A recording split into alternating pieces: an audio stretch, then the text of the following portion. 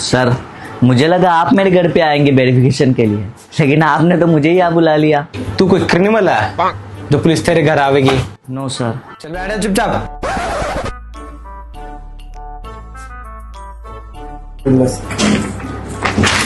अरे तू तो कोई देखा देखा सा लग रहा है। नहीं सर, सर मैं तो रील्स भी नहीं बनाता, फिर आपने कहाँ देखा होगा मुझे। क्या बात कर रहा है? तू बंदे की फिल्म बनवा दे। तू बिल्लू बदमाश है ना तू? नहीं सर। क्या नहीं नहीं? तू वही है पक्का। ले हो गई तेरी वेरिफिकेशन, नहीं मिलता पासपोर्ट, चल। अरे नहीं सर, मैं वो नहीं हूँ। देख देख देख कितनी अकड़ है इसमें। रामलाल, ये तो पक्का कोई बदमाशी कर सकता है। नहीं सर, मैं तो बस यूं कह रहा था कि आप मुझे गलत समझ रहे हैं।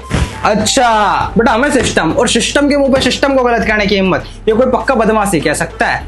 और ये इतने वेरिफिकेशन होने के बाद हम आपको पासपोर्ट नहीं दे सकते। आप पक्का बदमाश हो।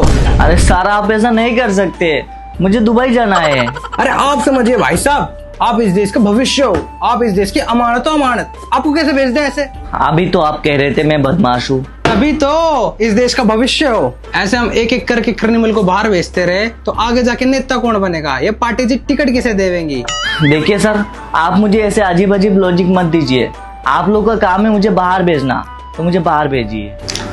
तब तो फिर भाई साहब बहुत रुपया कमाया जाए, फिर आपको बाहर भेजा जाए। हाँ सर, मैं तो वही कह रहा था कि मैं बाहर जाके अच्छे से रुपया कमाऊं, बहुत सारा पैसा कमाऊं, और फिर वो पैसा अपने देश में लाके इन्वेस्ट करूं।